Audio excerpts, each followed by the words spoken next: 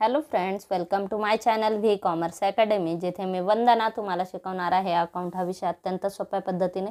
मुलांना सध्या आपण महाट्रान्सकोमध्ये LDCच्या ज्या पोस्ट आहेत त्याच्यामध्ये आपण अकाउंटचं प्रिपरेशन करत आहोत. याच्यामध्ये कॉमर्स प्रोफेशनल नॉलेज महत्त्वाचं आहे आणि याच्यामध्ये अकाउंटिंगच्या बेसिक कन्सेप्ट आपल्याला माहिती असणे गरजेचे, कारण 110 मार्कांसाठी जे आपल्याला प्रोफेशनल नॉलेज विचारलं जाणार आहे तर याच्यावर कॉमर्सच्या ज्या बेसिक कन्सेप्ट असतात किंवा अकाउंटच्या ज्या बेसिक कन्सेप्ट असतात तर याच्यावर देखील प्रश्न विचारला जातो.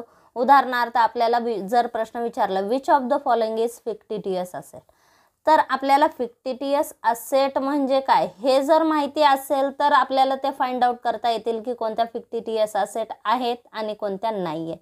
त्यामुळे आजच्या व्हिडिओमध्ये आपण फिक्टिटियस असेट म्हणजे काय, ते कुठे दाखवले जातात, अकाउंटिंग ट्रीटमेंट आपण त्याची कशी करतो आणि त्याचे एक्झाम्पल काय हे आपण बघणार आहोत. तर आता फिक्टिटियस असेट म्हणजे काय? फिक्टिटियस असेटला मराठीमध्ये म्हणतात आभासी संपत्ती. म्हणजे ॲक्च्युअलमध्ये ते असेट नाही आहेत पण असेट असल्याचा आभास निर्माण करतात. आपण बॅलन्स शीटच्या असेट साईडला त्या दाखवलेल्या आहेत त्याच्यामुळे त्या असेट आहेत असं आपल्याला वाटतं, पण ॲक्च्युअली त्या असेट नाही आहेत. ते एकतर लॉसेस असतात किंवा ते कॅपिटल एक्सपेंडिचर असतात. ठीक आहे, तर त्याच्यामुळे आपल्याला फिक्टिटियस असेटची कन्सेप्ट माहिती असणं गरजेचं आहे. त्याच्यावरून आपल्याला तो प्रश्न सॉल्व करता येईल. मग आधी आपण फिक्टिटियस असेट म्हणजे काय बघू. Fictitious asset means the asset which are not actually asset of the company but shown in the asset side of the balance sheet. Fictitious asset म्हणजे काय? ॲक्च्युअली त्या असेट नाही आहेत पण त्या असेट असल्याचा आभास निर्माण करतात. फिक्टिटियसचा अर्थ काय? फिक्टिटियस म्हणजे फेक. फिक्टिटियस म्हणजे फेक किंवा नॉट ट्रू. ज्या फेक असेट आहेत किंवा ज्या आपल्या खऱ्याखुऱ्या असेट नाहीत, ठीक आहे, याला फिक्टिटियस असेट म्हणतात. मग मिनिंग काय सांगितलं? Fictitious asset means the asset which are not actually asset. ते ॲक्च्युअली असेट नाही आहेत बट त्या आपण बॅलन्स शीटच्या असेट साईडला दाखवलेल्या आहेत त्यामुळे आपण त्यांना असेट म्हणतो. ठीक आहे, मग अशा असेटला काय म्हणतात? फिक्टिटियस असेट म्हणतात. These are expenses, losses which are not fully written off during a particular accounting period. These expenses or losses spread over more than 1 year. आता जर समजा आपण प्रिलिमिनरी एक्सपेन्सेस उदाहरण घेतले, तुम्हाला एक ॲडजस्टमेंट आठवत असेल, write off preliminary expenses, return of preliminary expenses. मग आपण काय केलं, जर समजा आपल्याला ॲडजस्टमेंट दिली 1/3 प्रिलिमिनरी एक्सपेन्सेस राईट ऑफ करा. आपल्याला प्रिलिमिनरी एक्सपेन्सेस 30,000 दिलेले आहेत, 1/3 राईट ऑफ करा. म्हणजे आपण काय करणार, त्यातले 10,000 लेस करणार आणि ते कुठे दाखवणार? ते 10,000 आपण PLच्या डेबिटला दाखवणार.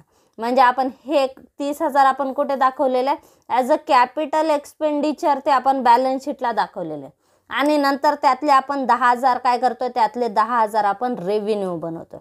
ठीक आहे, ॲज अ रेव्हेन्यू एक्सपेंडिचर आपण ते चार्ज करणार PLला. ठीक आहे, प्रॉफिट अँड लॉस अकाउंटला डेबिट करणार. म्हणजे आपण काय केलेलं आहे, जे एक्सपेन्सेस फुल्ली रिटर्न ऑफ केलेले नाही आहेत, पर्टिक्युलर अकाउंटिंग पिरियडमध्ये ते रिटर्न ऑफ केलेले नाही आहेत आणि त्याच्यामुळे ते आपण बॅलन्स शीटला दाखवलेले आहेत ॲज अ कॅपिटल एक्सपेंडिचर. मग अशा एक्सपेंडिचरला काय म्हणतात? अशा एक्सपेंडिचरला फिक्टिटियस असेट म्हणतात. ठीक आहे, बॅलन्स शीटच्या असेट साईडला आपण त्या दाखवत असतो. मग यालाच आपण दुसरा वर्ड कॅपिटल एक्सपेंडिचर सुद्धा म्हणू शकतो. मग आता याचे एक्झाम्पल काय आहेत? याचे एक्झाम्पल प्रमोशनल एक्सपेन्सेस. आपल्या बिझनेसचे जे प्रमोशनल एक्सपेन्सेस आहेत म्हणजेच बिझनेसचा जो स्थापनेचा खर्च असतो, सुरुवातीचा खर्च असतो, तर याला काय म्हणतात? सुरुवातीची पहिली स्टेज काय? Promotion stage.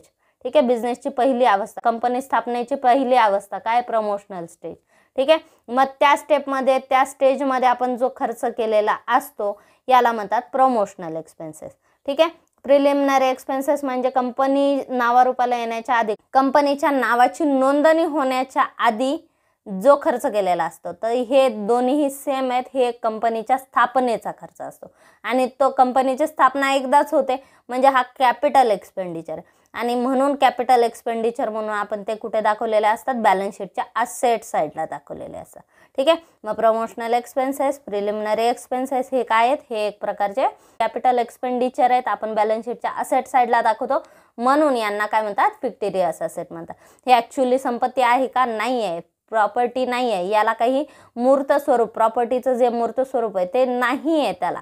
ठीक आहे, मग याला काय म्हणतात? याला म्हणतात फिक्टिटियस असेट. त्यानंतर नेक्स्ट एक्झाम्पल काय, loss incurred on issue of debenture. जर शेअर्स आपण डिबेंचर इश्यू केलेले आहे, ठीक आहे, आणि ते डिबेंचर इश्यू करताना बिझनेसमध्ये आपल्याला काही लॉस झालेला आहे, तर याला हा सुद्धा लॉस कोणता लॉस आहे, डिबेंचर आपण काय दरवर्षी इश्यू करत नाही, ठीक आहे. शेअर्स डिबेंचर हे ज्यावेळेस आपण इश्यू करतो ते ॲट अ डिस्काउंट जर आपण इश्यू केलेले आहे, तर त्याच्यावर येणारा डिस्काउंट जो आहे तो बिझनेसचा लॉस असतो. आणि कोणता लॉस असतो, कॅपिटल लॉस असतो. आणि त्याच्यामुळे ते कुठे दाखवले जातात, बॅलन्स शीटच्या असेट साईडला, ठीक आहे. मग loss incurred on issue of debenture हा एक प्रकारचा कॅपिटल लॉस आहे, याला सुद्धा काय म्हणतात, फिक्टिटियस असेट म्हणतात. त्यानंतर discount allowed on issue of shares. आपण शेअर्स इश्यू केले, 100 रुपयाचा शेअर आपण 90 रुपयाला विकला, 10 रुपये जो डिस्काउंट आपण दिलेला आहे तो सुद्धा बिझनेसचा लॉस आहे. कोणता लॉस आहे, कॅपिटल लॉस आहे. मग कुठे दाखवला आपण, बॅलन्स शीटच्या असेट साईडला, म्हणून त्याला काय म्हणतात, फिक्टिटियस असेट. त्यानंतर under writing commission. Under writing commission म्हणजे काय ते बघण्यासाठी आधी अंडर रायटर म्हणजे काय बघा. अंडर रायटर म्हणजे आपले भागांची विक्री करण्यासाठी जो दलाल नेमलेला आहे याला अंडर रायटर म्हणतात, आणि त्याला दिलेलं कमिशन म्हणजे अंडर रायटिंग कमिशन, ठीक आहे. मग आपण भागांची विक्री करण्यासाठी दिलेलं कमिशन, मग हा खर्च कोणता आहे, हा खर्च कॅपिटल एक्सपेंडिचर. ज्यावेळेस आपण भाग विक्री करणार त्यावेळेसच अंडर रायटर अपॉइंट करणार, ठीक आहे. त्यामुळे अंडर रायटिंग कमिशन हा एक capital expenditure, as a capital expenditure आपण असेट साईडला दाखवत असतो, बॅलन्स शीटच्या असेट साईडला, त्यामुळे त्याला सुद्धा फिक्टिटियस असेट म्हणतात. त्यानंतर debit balance of profit and loss account. आपलं प्रॉफिट अँड लॉस अकाउंटचं जर क्रेडिट बॅलन्स असेल तर ते येतं लायबिलिटी साईडला, आणि जर डेबिट बॅलन्स असेल तर ते येतं असेट साईडला. असेट साईडला दाखवलं म्हणून ती काय प्रॉपर्टी आहे का, नाही, ॲक्च्युअलमध्ये तो लॉस आहे, ठीक आहे. आणि त्यामुळे तो कुठे दाखवणार आपण, असेट साईडला दाखवत असतो, म्हणून त्याला फिक्टिटियस असेट म्हणतात. त्यानंतर डिफर्ड ॲडव्हर्टाइजमेंट. जर समजा आपण जाहिरातीचा खर्च केला 3000 रुपये 3 वर्षासाठी, ठीक आहे. मग एका वर्षाचा खर्च किती आहे, 1000. मग आपण प्रॉफिट अँड लॉसला फक्त 1000 दाखवणार, बाकीचे जे 2000 आहेत ते डिफर्ड ॲडव्हर्टाइजमेंट एक्सपेन्सेस झाले, ठीक आहे. मग ते कुठे येणार, ते बॅलन्स शीटच्या असेट साईडला आपण दाखवणार ॲज अ फिक्टिटियस असेट. त्यानंतर next deferred revenue expenditure. Same thing, जर समजा आपण रेंट आपण 2000 रुपये दिलेला आहे, यातला या वर्षीचा रेंट फक्त 1000 रुपये, 1000 रुपये प्रीपेड आहे, ठीक आहे. मग हे जे प्रीपेड आहे आपण कुठे दाखवणार, हे जे 1000 रुपये प्रीपेड आहे हे आपण बॅलन्स शीटच्या असेट साईडला दाखवणार, प्रीपेड एक्सपेन्सेस. मग हे यातले 2000 1000 जे ते रेव्हेन्यू एक्सपेंडिचर आहे, त्याच्या व्यतिरिक्त जे काही एक्सपेन्सेस आहेत हे कोणते, डिफर्ड रेव्हेन्यू एक्सपेंडिचर. मग यातले हे जे 1000 आहेत याला काय म्हणायचं, प्रीपेड एक्सपेन्सेस, म्हणजेच हे कोणते, deferred revenue expenditure. Revenue expenditure सोडून जे त्याच्यामध्ये जो एक्सपेंडिचर आहे याला म्हणतात डिफर्ड रेव्हेन्यू एक्सपेंडिचर. फ्युचर पिरियडचा जो खर्च केलेला आहे तर याला डिफर्ड रेव्हेन्यू एक्सपेंडिचर म्हणतात. हे देखील एक फिक्टिटियस असेटचं उदाहरण आहे. आता फिक्टिटियस असेटवर आपल्याला मिनिंगचा सुद्धा प्रश्न येऊ शकतो, किंवा ह्याच्यावर ट्रू स्टेटमेंट, फॉल्स स्टेटमेंट दिलं जातं, त्यामुळे आपल्याला याचं मिनिंग माहिती पाहिजे. फिक्टिटियस असेट म्हणजे अशा असेट ज्या आपण ॲक्च्युअली असेट नाही आहेत तरी देखील त्या असेट साईडला आपण दाखवलेले आहे, त्याच्यामुळे ते असेट असल्याचा आभास निर्माण करतात. मग अशा असेटला काय म्हणतात, अशा असेटला फिक्टिटियस असेट म्हणतात. आणि या ठिकाणी फिक्टिटियस असेट म्हणजे ॲक्च्युअली ते एक्सपेन्सेस असतात. कोणते एक्सपेन्सेस, एक्सपेन्सेस किंवा लॉसेस, कॅपिटल एक्सपेन्सेस किंवा कॅपिटल लॉसेस असतात, जे आपण रिटर्न ऑफ केलेले नाही आहेत. मग याचे एक्झाम्पल काय, याचे एक्झाम्पल आहेत.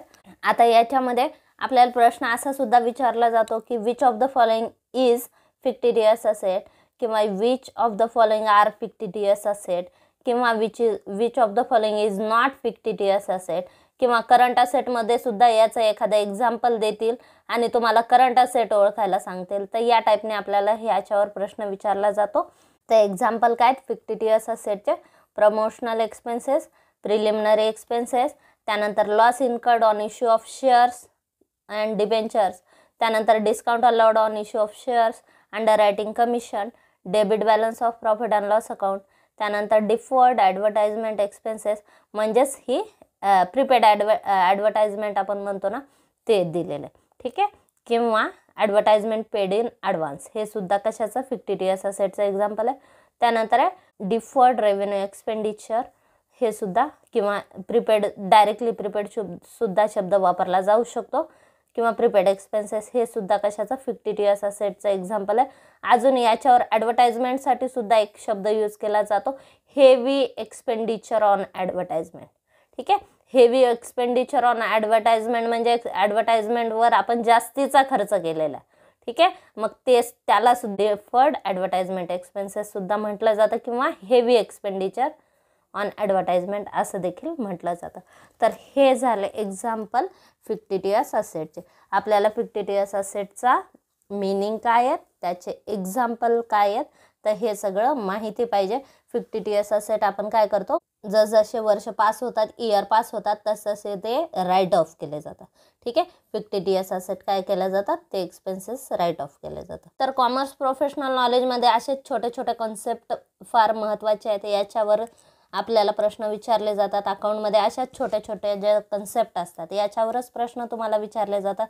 त्याच्यामुळे फिक्टिटियस असेट हा देखील पॉईंट अत्यंत महत्त्वाचा आहे. छोटासा पॉईंट आहे, पण याच्यावर जर प्रश्न आला तर तो आपल्याला अवघड प्रश्न होऊन जातो. त्याच्यामुळे आजच्या व्हिडिओमध्ये आपण हा प्रश्न कव्हर केलेला आहे किंवा हा पॉईंट कव्हर केलेला आहे. तर आजचा व्हिडिओ तुम्हाला कसा वाटला हे कमेंट बॉक्समध्ये नक्की कळवा. चॅनल अजून सबस्क्राईब केलं नसेल तर चॅनलला सबस्क्राईब करा, व्हिडिओला लाईक करा, शेअर करा आणि सबस्क्राईब करा. थँक्यू.